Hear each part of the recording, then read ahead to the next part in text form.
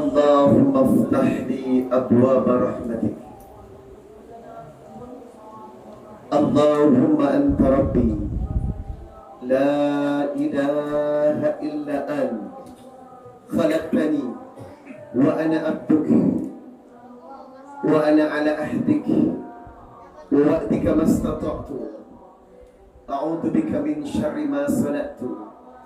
أبو لك بنعمتك علي وأبوء بذنبي فاغفر لي فإنه لا يغفر الذنوب إلا أنت. اللهم أصلح قلبي والعمل. اللهم أحرمني لذة معصيتك وارزقني لذة طاعتك. يا مقلب القلوب ثبت قلوبنا على دينك. يا مقلب القلوب ثبت قلوبنا على طاعتك. اللهم إني على ذكرك وشكرك وحسن عبادتك. اللهم إني نسألك الهدى والتقى والعفاف والغنى. اللهم إني نسألك علما نافعا ورزقا طيبا وعملا متقبلا. رب اشرح لي صدري ويسر لي أمري واحلل عقدة من لساني يفقه قولي. آمين يا رب العالمين. بسم الله الرحمن الرحيم.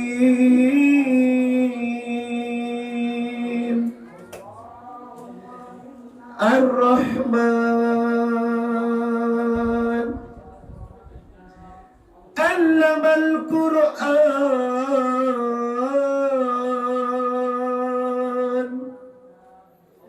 خلق الإنسان علمه البيان. الشمس والقمر بحسبان والنجم والشجر يسجدان. والسماء رفعها ووضع الميزان ألا تطغوا في الميزان وأقيموا الوزن بالقسط ولا تخسروا الميزان. والأرض وضعها للأنام فيها فاكهة والنخل ذات الأكمام والحب ذو العصف والريحان. Mari bersama-sama.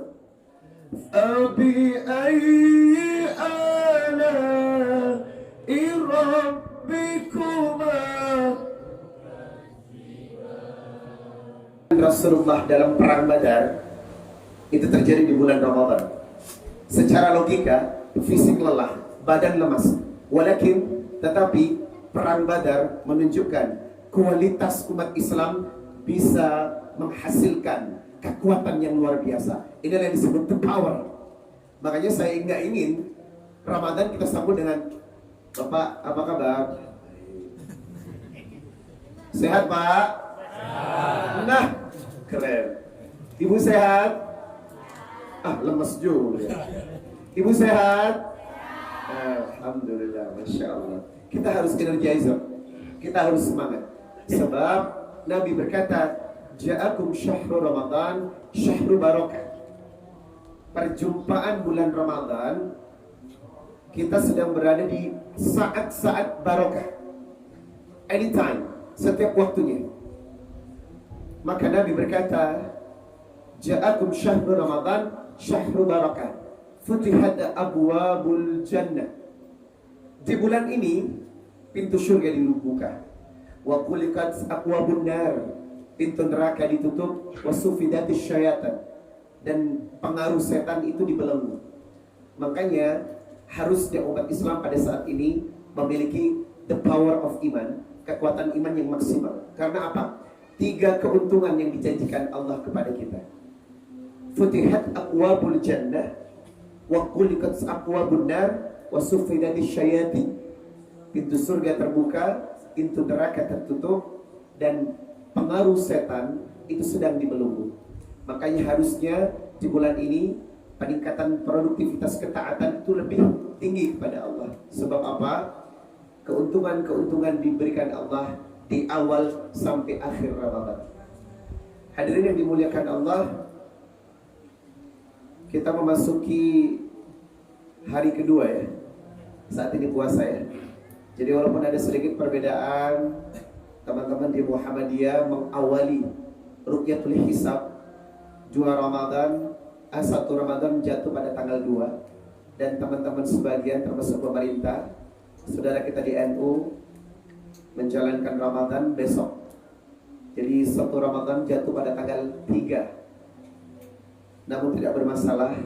Semoga perbedaan ini tetap mengukuhkan kita sebagai hamba-hamba Allah untuk selalu mencari ketaatan dan kebahagiaan, dan insyaAllah sukses sampai akhir Ramadan. Hadirin yang dimuliakan Allah Subhanahu wa ta'ala, potensi Ramadan ini disebut sebagai syahrut tarbiyah, bulan yang merubah, bulan yang mendidik, dan bulan yang mengajarkan banyak aspek ketaatan dan kebaikan. Sebab apa? Barometer seseorang di hadapan Allah adalah surat An-Nahl, surat 16 di ayat yang terakhir, 128. Kebetulan surat An-Nahl ini memiliki 128 ayat. Dan di ayat yang terakhir Allah memberikan 2 barometer, 2 karakter seorang muslim yang sukses dalam menjalankan Ramadan. Apa barometer seseorang yang sukses menjalankan Ramadan? Innallaha ma'al ladzina taqaw wal ladzina hum muhsinun.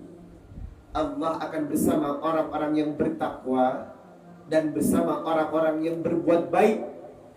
Jadi kalau selama Ramadan peningkatan kualitas takwa kita, setelah Ramadan tidak ada perubahan, dan mutu attitude akhlakul karimah kita atau perbuatan baik kita setelah Ramadan tidak ada perubahan, berarti indikasi orang itu gagal dalam menjalani Ramadan. Sebab Ramadan membawa pada satu momentum pendidikan, menjadi orang yang bertakwa dan menjadi orang yang senantiasa tambah baik akhlaknya.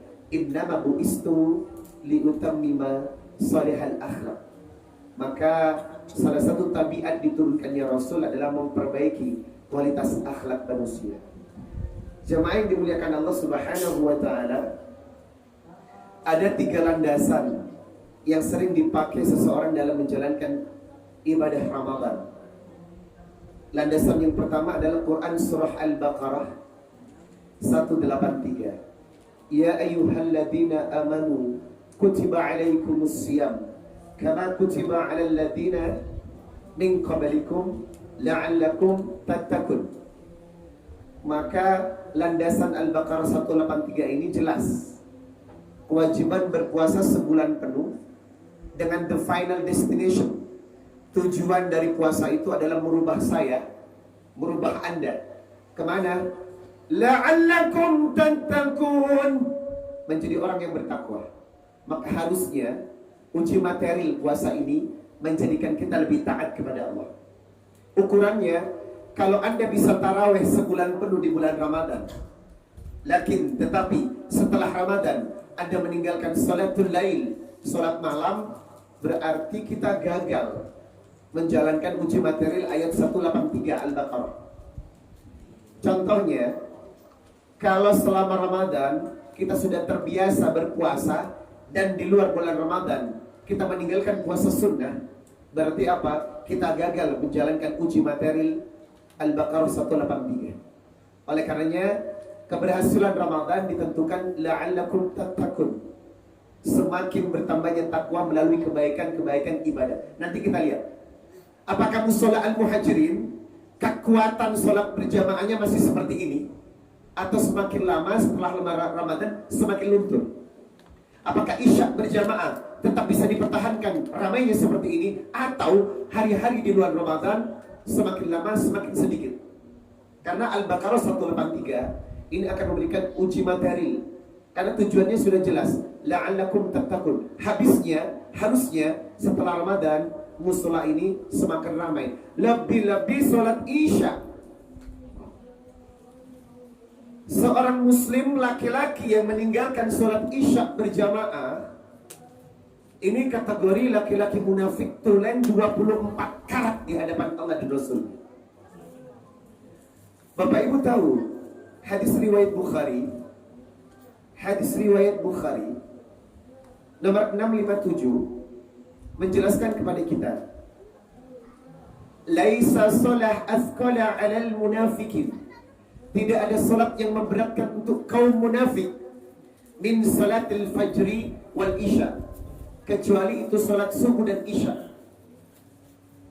Dan Nabi melanjutkan, walau ya'lamuna ma fihima, seandainya mereka tahu tentang kekuatan salat isya berjamaah, la'atauhuma walau habwa, maka mereka akan datang ke musola ini dengan cara merangkak. Artinya apa? Posisi merangkak, orang itu sakit keras. Orang yang sakit keras akan datang ke musola ini karena mereka paham kekuatan sholat isya berjamaah. Maka besok kalau kita melihat laki-laki tidak meramaikan sholat isya berjamaah di masjid, berarti apa? Dia gagal menjalankan uji materi dalam surat Al-Baqarah 183. Dan redaksi yang mirip hadis riwayat Muslim nomor 437, Bukhari 615. Walau ya'lamuna ma fi atamati was-subhi la atauhuma walau habwa. Seandainya mereka tahu tentang kekuatan salat subuh dan isya yang wajib dikerjakan berjamaah untuk laki-laki, la atauhuma walau habwa, maka mereka akan datang berbondong-bondong ke masjid untuk menjalankan salat isya dan subuh berjamaah. Saya melihat Bapak Ibu, potensi subuh dan isya berjamaah ketika bulan Ramadan hampir di seluruh Indonesia itu bagus. Betul Ibu? Betul Bapak?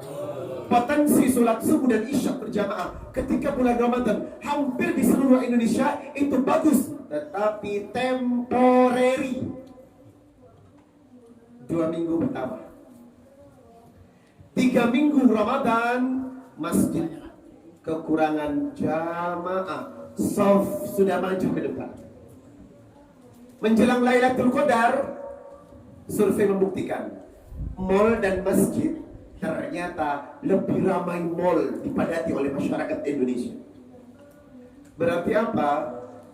Menjelang akhir Ramadan sudah ada kegagalan yang dialami oleh umat Islam Indonesia. Dan fenomena ini Bapak Ibu, fenomena yang hampir tiap tahun terjadi setiap bulan Ramadan. Makanya di awal-awal ini harus sudah di-stressing, ditekankan. Agar apa? Kita harus menyadari kekuatan Ramadan ini adalah sumber tarbiyah pendidikan yang mengajak kita untuk menjadi hamba yang bertakwa, lebih-lebih setelah bulan Ramadan. Yang kedua, uji materi Al-Baqarah 184. Ayyaman ma'dudat, faman kana minkum baridan aw ala safarin fa iddatun min ayyamin ukhar wa 'alal ladzina yutiqunahu fidyatun tu'amu miskin faman tatawwa khairan fa huwa khairul lahu wa an tasumu khairul lakum in kuntum ta'lamun. Apa makna dari Al-Baqarah 184? Faman kana minkum maridan aw 'ala safarin fa iddatun min ayyamin ukhar wa 'alal ladzina yutiqunahu fidyatun tu'amu miskin. Allah memberikan kesempatan buat mereka yang tidak bisa berpuasa untuk mengqadha. Bagi mereka yang sedang perjalanan untuk mengqadha, bagi mereka yang sakit untuk mengqadha. Berarti apa? Puasa ini masih rasionalitas, Pak. Allah masih bisa menerima kebutuhan manusia ketika dia sakit, safar, hamil, menyusui. Namun bagi mereka yang sudah mutlak tidak bisa berpuasa, wa 'alal ladzina yutiqunahu fidyatun tu'amu miskin. Maka gantilah dengan fidyah untuk memberikan makan fakir miskin. Ini uji materi Al-Baqarah 184. Jadi nanti nggak usah kaget kalau akhir-akhir Ramadan banyak orang tidak berpuasa. Naik mobil bawa koper, ngerokok setengah siang hari. Kenapa? Musafir. Oh iya, musafir. Kita bisa memaklumi. Menjelang akhir Ramadan mudik, pada makan di siang hari. Kok nggak puasa? Musafir. Tapi nggak juga gitu kali ya. Anda musafir tidak puasa di siang hari, tolong etika menghargai orang yang sedang berpuasa di bulan itu. Karena umat kita ini makan di siang hari di depan orang yang berpuasa. Bahkan warung juga terbuka dan belak-belakan di bulan Ramadan di siang hari ketika orang berpuasa.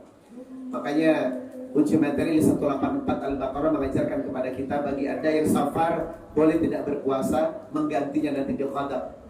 Bagi yang sakit, bagi yang betul-betul tak mampu berpuasa, misalnya bapak punya saudara atau ibu yang betul-betul kalau secara medis dia berpuasa menyebabkan penyakitnya tambah parah, nggak usah puasa. Kalau ada saudara secara medis semakin dia berpuasa menjelang kematian, tak usah berpuasa. Kenapa? Uji materinya wa 'alal ladzina yutiqunahu fidyatun ta'amu miskin. Bayar fidyah saja, beri makan fakir miskin 1 hari sekali. Nah, uji materi yang ketiga Al-Baqarah 185.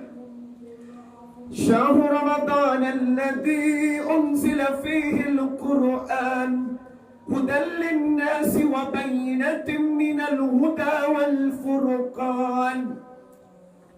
Bulan Ramadan ini bulan Al-Quran, di mana Al-Quran disediakan untuk kita memaknai sebagai the way of life, jalan hidup.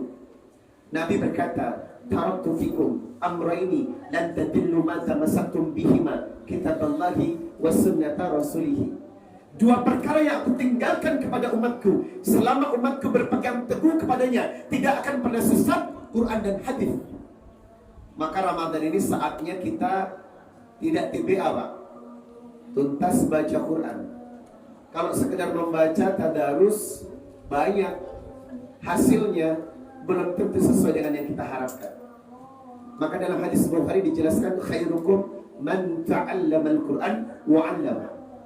Yang terbaik ta'allam, kalimat belajar antara membaca, memahami, mentadaburi dan mengamalkan. Ini namanya ta'allam.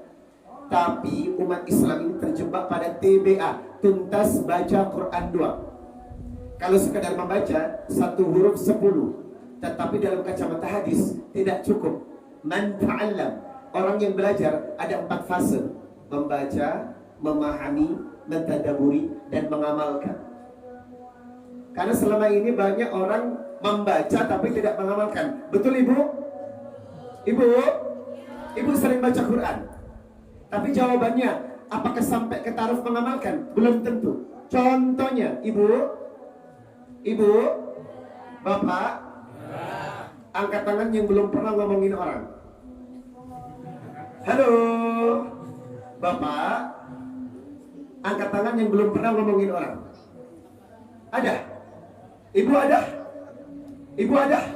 Ternyata jilbabnya lebar, kerudungnya lebar, bajunya, mulutnya lebar juga. Nah inilah saya katakan, Anda tadarus, baca, tapi belum bisa mengamalkan.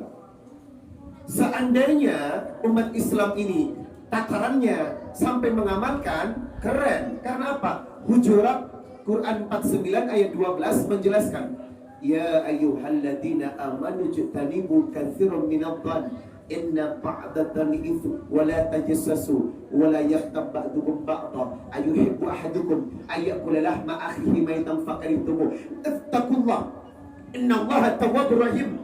Dilarang berburuk sangka, dilarang mencari kesalahan orang, dilarang membicarakan kejelekan orang, atau yang lebih disebut dengan ghibah.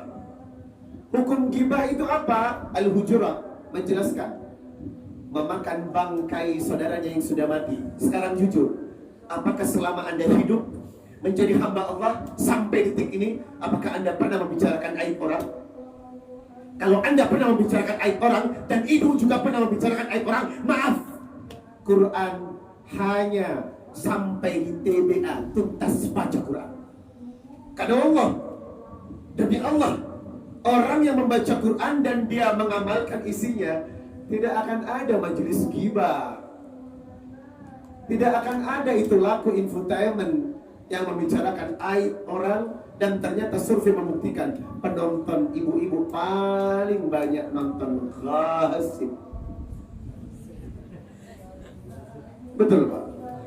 Betul. Makanya Quran ini ada di bulan Ramadan sebagai syahrul tarbiyah.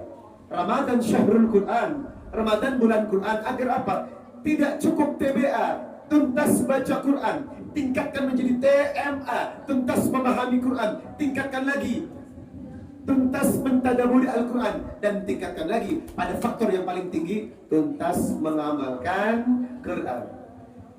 Satu langkah kenapa umat Islam ini mundur, punya kitab, punya petunjuk, tapi tidak dilaksanakan Pak. Satu langkah kenapa umat Islam ini mundur, kekuatannya lemah ketika mengamalkan Al-Quran. Tuh, kita lihat suara loudspeaker sebelah, tilawah Quran sudah dibacakan. Bisa sampai jam 12 malam, betul. Bahkan ada yang sampai subuh, betul. Tapi setelah Ramadan, apakah berkumandang lagi? Hilang di telangan ini. Makanya saya melihat Ramadan ini euforianya di depan begitu luar biasa, tapi belakangnya lama-lama kita sudah kehilangan identitas. Makanya 3 ayat tadi merupakan uji material untuk seorang muslim agar kita totalitas. Bagaimana caranya totalitas? Ada 3 hadis yang wajib dipahami. Yang pertama, man shoma ramadhana imanan wa ihtisaban ghufira lahu ma taqaddama min dambi. Siapa yang berpuasa dengan menggunakan iman dan mengharapkan keridhaan Allah, Allah ampuni dosanya. Berarti apa? Tolong jangan bermain-main dengan puasa Anda Bapak Ibu. Tolong jangan berpuasa orang awam, hanya menahan lapar dan haus, tetapi tidak memperhatikan etika-etika keimanan dan spiritualitas yang lebih tinggi. Makanya kalimatnya man shoma ramadhana imanan wa ihtisaban ghufira lahu ma taqaddama min dambi. Yang kedua, man qama ramadhana imanan wa ihtisaban ghufira lahu ma taqaddama min dambi. Siapa yang menjalankan sholat malam seperti yang kita kerjakan tadi 4-4-3 dan istiqomah khusyuk, maka Allah akan mengampuni dosa kita. Dan yang terakhir, orientasi yang terbesar, man qama lailatal qadri imanan wa ihtisaban ghufira lahu ma taqaddama min dambi. Barang siapa yang menjaga, berburu Lailatul Qadar dengan kadar iman dan mengharap keridhaan Allah, ghufira lahu ma taqaddama min dambi, maka Allah akan mengampuni dosanya. Enggak susah menjalankan Ramadan. Enggak pernah susah, cuma 3 poin. Kalau 3 poin ini sudah terlaksana dengan sempurna, demi Allah, Ramadan kita sukses. Yang pertama, puasa secara totalitas. Yang kedua, menjaga istiqomah sholatul lail yang sudah kita kerjakan. Yang ketiga, berburu kedahsyatan malam Lailatul Qadar. Survei membuktikan, Pak, Bapak, apakah semakin menjelang akhir Ramadan masjid makin penuh?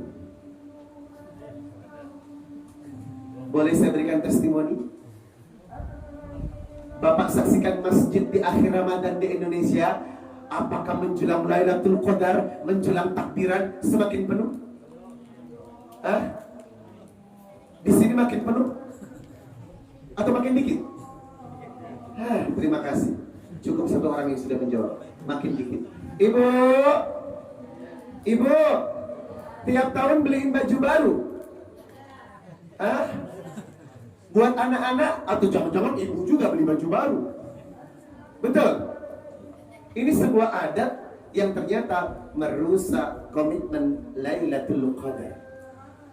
Bapak tahu Lailatul Qadar itu penting banget.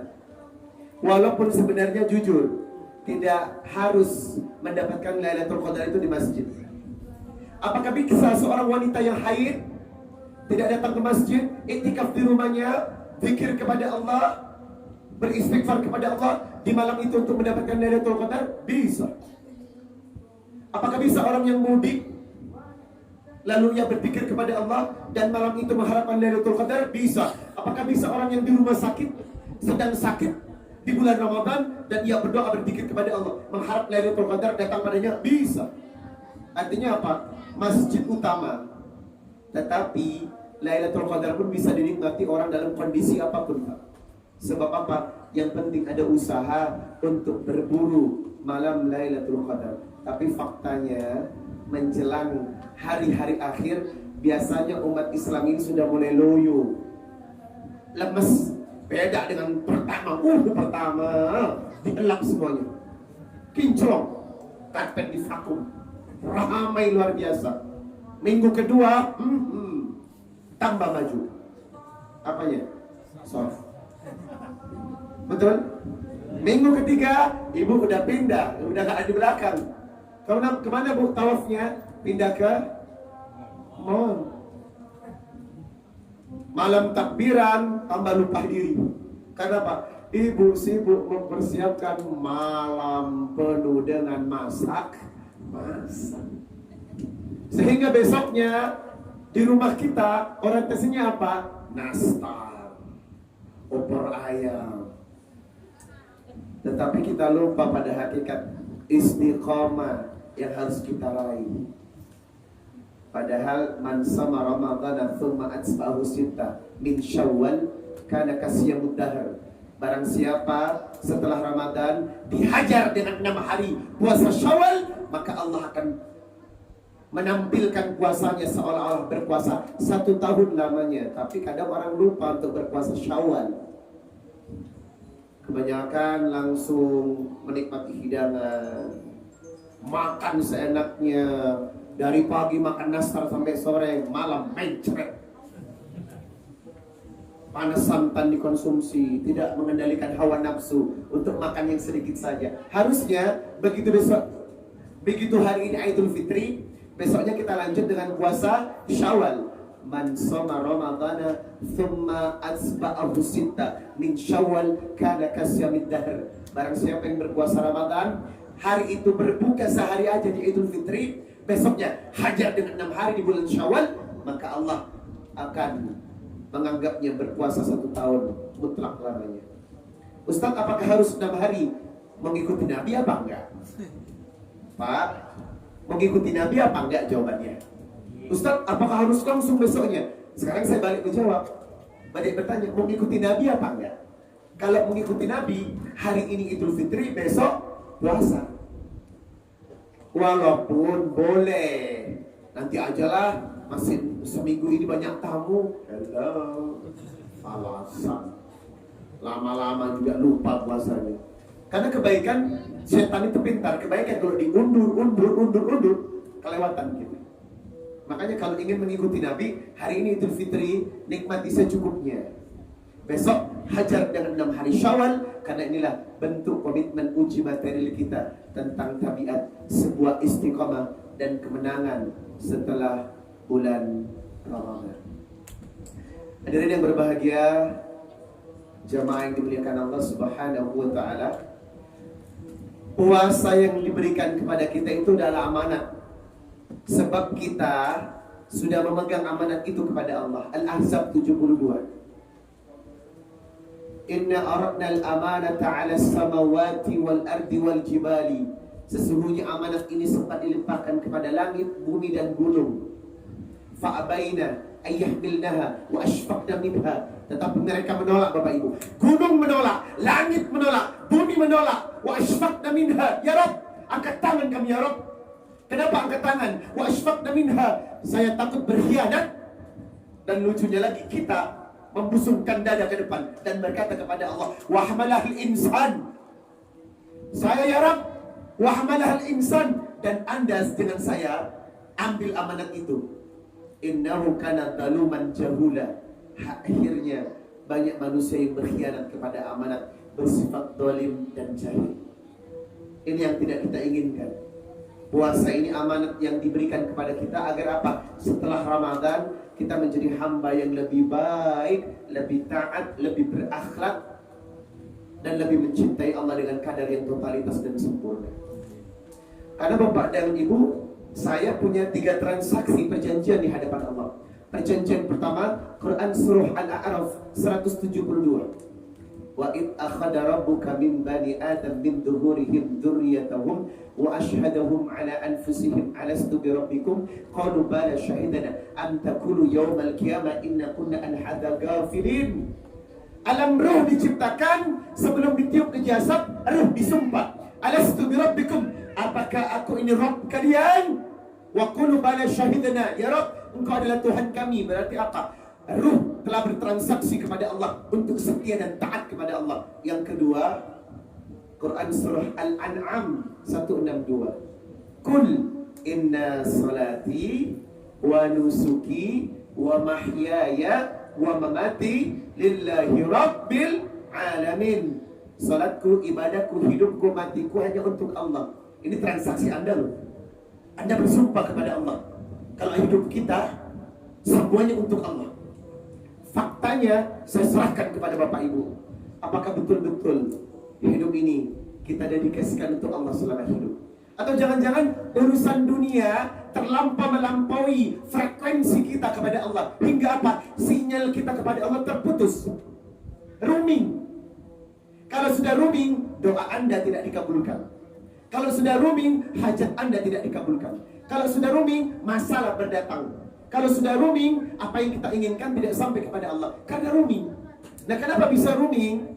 Ya itu tadi, frekuensi ngurusin dunia terlalu besar daripada ngurusin akhirat. Padahal konsep hidup ini sudah jelas. Al-Qasas surat 28 ayat 77. Wa ba'tagi fima atakallahu daral akhirah wa la tansa nasibaka minad dunya. Kejar akhirat, bro. Cari akhirat, Pak. Tapi jangan lupa urusan dunia. Berarti apa? Ada skala prioritas. Mana yang harus kita perbanyak? Akhirat perbanyak, dunia sampingan. Ini terbalik. Dunia prioritas, akhirat sampingan. Benar atau tidak? Anda yang bisa menjawab. Waktu yang sudah Anda terima dari Allah, berapa jam Anda gunakan untuk berpikir tentang Allah? Waktu yang kita terima 24 jam dengan ngurusin dunia, mana yang lebih memusingkan? Inilah yang harus kita lihat. Apakah skala prioritas hidup kita sudah cocok seperti saksi atau sumpah yang kita ucapkan? Inna salati wa nusuki wa mahyaya wa mamati lillahi rabbil alamin. Salatku, ibadahku, hidupku, matiku untuk Allah. Lucunya lagi, sudah tahu dunia ini sementara, tapi orang sampai selelah itu menguras tenaganya untuk mikirin dunia. Lucunya lagi, sudah tahu kematian itu di depan mata, dan kematian itu pasti, sampai selalai ini kita mempersiapkan bekal untuk menuju kematian. Itulah kenapa banyak manusia melanggar amanat, padahal janjinya itu sudah jelas. Dan sumpah yang ketiga adalah Quran surah Az-Zariyat ayat 56. Wa ma khalaqtul jinna wal insa illa liya'budun. Tidak diciptakan jin dan manusia kecuali memang memperbanyak hidupnya untuk ibadah. Sekarang tanya sama diri saya dan diri Anda sendiri, antara ibadah dengan dunia, mana frekuensi yang lebih banyak untuk kita? Bapak Ibu yang bisa menjawab. Karena sudah jelas transaksi kita. Wa ma khalaqtul jinna wal insa illa liya'budun. Jadi wajar kalau Bapak banyak menghiasi waktunya untuk taat kepada Allah dengan ibadah-ibadah. 24 jam non-stop dipakai untuk kapasitas ibadah, wajar. Sisanya baru dunia. Karena memang inilah kesempatan yang harus kita terima. Man kanatid dunya hamma. Siapa yang dunia menjadi tujuannya, apa? Janji Allah, farakallahu alaihi amrahu. Allah akan hancurkan urusan kepentingan dunianya. Ini sudah pasti untuk seorang muslim, karena sudah bertransaksi. Man kanatid dunya hamma.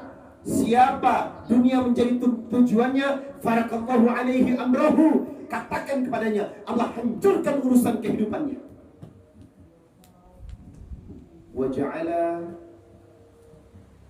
baina ainaihi faqrahu, dan Allah jadikan kefakiran di antara kedua matanya, ditanamkan rasa rakus, kurang bersyukur, potensinya selalu berpikir tentang dunia hingga akhirat lupa untuk difikirkan. Sedangkan Wa man kanatil akhirah niyatahu, dan siapa yang orientasi hidupnya berpikir tentang Allah, Allah kumpulkan banyak kebaikan. Bapak dan Ibu harus sadar ya, innallah yarzuqu man yasha. Allah yang memberikan rezeki kepada kita. Urusan rezeki itu urusan Allah. Maka siapa yang potensinya dekat kepada Allah, rezekinya pasti bagus. Potensinya yang dekat kepada ibadah, potensi rezekinya pasti dijamin. Maka tidak perlu khawatir. Orang yang komposisinya frekuensi akhirat lebih banyak daripada dunia, memang harus itulah yang kita lakukan. Teman rajin duha, teman rajin tahajud, teman rajin sedekah, teman rajin berjamaah, teman-teman dikit-dikit baca Quran, dikit-dikit menasihati dengan kata-kata yang baik. Kata teman sebelahnya, apa? Soalim. Bukan soalim. Frekuensi Anda yang rendah. Bukan mereka, ya ampun, lebay deh, kelewatan banget untuk urusan agama. Bukan lebay, frekuensi Anda yang rendah. Jadi kalau ada teman yang memang akhlaknya baik, tahajudnya baik, duhanya baik, sedekahnya baik, jamaahnya baik, ngomongnya saling menasihati, jangan dianggap mereka berlebihan dalam beragama. Bukan berlebihan, memang tugas mereka itulah komposisi yang terbaik. Yang benar adalah Anda frekuensinya yang terlalu rendah kepada akhirat, sehingga apa? Menganggap orang lain terlalu berlebihan dalam beribadah. Bukan berlebihan, mereka sudah pas. Yang kurang adalah kita untuk memperbaiki diri. Jemaah yang dimuliakan Allah Subhanahu wa ta'ala, inilah harapan kita agar apa? Everybody have desire. Setiap orang punya hasrat. Hasrat kita kalau kita arahkan untuk ibadah, itu yang benar. Karena memang fitrah kita diciptakan untuk berpikir tentang mengkondisikan dunia ini untuk ibadah. Sebab apa? Alladzi khalaqal mauta wal hayata liyabluwakum ayyukum ahsanu amala wa huwal azizul ghafur. Kalian diciptakan untuk membawa amal yang terbaik. Lah, ngapain bawa amal yang terbaik? Jangan lupa diri. Jangan lupa diri. Kullu nafsin daikatul maut, thumma ilaina turja'un. Dunia ini bukan tempat tinggal, tapi tempat orang meninggal. Betul? Dunia ini bukan tempat tinggal Bapak Ibu, tapi tempat orang meninggal. Berarti apa? Kenapa kita harus bawa bekal yang cukup banyak? Sebab kita akan punya batas waktu kehidupan. Perjalanan ini akan berakhir di dunia ini, pindah ke alam barzakh. Inilah peranan amal soleh dan bekal kita di alam barzakh nanti luar biasa. Makanya dunia ini tempat menabung banyak kebaikan, menabung banyak ketaatan. Rasulullah SAW bersabda, ada 4 komposisi yang harus diperhatikan agar kita sukses dalam menjalankan ibadah Ramadan. Al-jannah mushtaqatun arba'ati nafar. Surga itu merindukan 4 golongan. Kalau 4 komposisi ini ada di bulan Ramadan dan sedang Anda kerjakan, berarti insya Allah Anda tergolong seseorang yang dirindukan surga. Al-jannah mushtaqatun arba'ati nafar. Surga merindukan 4 golongan. Yang pertama, talil Quran. Orang yang banyak bersentuhan dengan Al-Quran. Coba Bapak Ibu saya mau bertanya, jujur. Pak, Bapak, coba jujur. Lebih sering buka handphone apa sering buka Quran? Sering buka handphone apa sering buka Quran? Gak usah malu-malu kayak perawan jawabnya. Harus gentleman. Mana komposisi yang sering kita buka, handphone atau Quran? Padahal surga merindukan 4 golongan. Yang pertama yang disebut talil Quran, orang yang sering berinteraksi dengan Quran. Karena apa? Interaksi itu komunikasi, Pak. Komunikasi antara Anda dan Allah. Seseorang yang sering berkomunikasi dengan Quran berarti apa? Sesering itu juga ia berkomunikasi dengan Allah. Karena apa? Hudan linnas wa hudan lil muttaqin. Petunjuk. Maka agar hidup kita sering dapat petunjuk, sering-seringlah Anda berkomunikasi dengan Allah. Dengan apa? Quran. Dalil Quran. Quran itu komunikasi. pesan-pesan yang Allah sampaikan kepada kita dan kita bisa menjawabnya. Jawabannya apa? Anda kerjakan atau tidak? Maka orang yang jarang berinteraksi dengan Quran, dia tidak akan memiliki komunikasi yang baik dengan Allah. Salah satu orang yang punya komunikasi baik dengan Allah adalah ketika seseorang sering membaca Quran. Tapi dengan syarat memahami konteks isinya. Contoh, umat Islam itu tidak akan pernah punya penyakit darah tinggi, tidak akan pernah punya penyakit kolesterol, kita tidak akan pernah punya penyakit asam urat, tidak akan pernah punya penyakit lambung atau emah dan lain sebagainya. Kalau dia mampu memahami kategori Ali Imran 133-134, wasari'u ila magfiratin min rabbikum wa jannatin arduha samawati wal ard uiddat lil muttaqin. Bersegeralah engkau menuju syurganya Allah, ampunannya Allah yang Allah buat seluas langit dan bumi, yang disediakan kepada orang-orang yang bertakwa. Siapakah orang-orang yang bertakwa? Alladzina yunfikuna fis sarra'i wad dharra, orang yang suka bersedekah. Halo, sedekah ya. Pertanyaannya, berapa besar sedekah dengan uang belanja? Pak, berapa beli paket data Telkomsel? 100.000 Ustaz. Berapa nyumbang kotak amal Jumat? Berapa? 5.000. Frekuensi kita terlalu rendah. Pak, Bapak, Pak, motor apa umroh? Motor apa umroh? Umroh. Kenyataannya motor dulu. Frekuensi kita nggak nyambung. Anda belanja motor bisa loh, kredit DP 2,5 juta, cicilan 750.000, 3 tahun lunas, betul? Umrah nggak berangkat juga. Handphone canggih, RAM-nya sudah gede, giganya sudah gede, harga dan jutaan deh. Pertanyaannya, apakah setiap tahun kurban 1 ekor kambing setara dengan harga handphone yang Anda beli? Ibu sudah nggak kurban, sibuk cari kupon kurban. Kelakuan siapa ini? Frekuensi kita rendah. Padahal ketakwaan itu diukur dengan alladzina yunfikuna fis sarra'i wad dharra, sedekah. Orang yang suka sedekah itu yang pertama disebut oleh Allah. Yang kedua, wal kadiminal ghaidha, bisa menahan emosi. Fungsi puasa membentuk kesabaran yang mutlak pada seseorang. Jadi kalau Anda puasa tapi nggak sabar, gagal. Yang ketiga, wal afina 'anil nas, mudah memaafkan kesalahan orang. Kalau ini diamati, cocok dengan sabda Nabi, la takhdab walakal jannah. Frekuensi orang yang tidak mudah marah akan lebih sehat tubuhnya daripada orang yang suka marah-marah. Menimbulkan banyak penyakit dan aspek penyakit psikologis dan badan yang luar biasa. Makanya Ramadan ini Masya Allah, ramuan komplit. Ibu tahu ramuan komplit?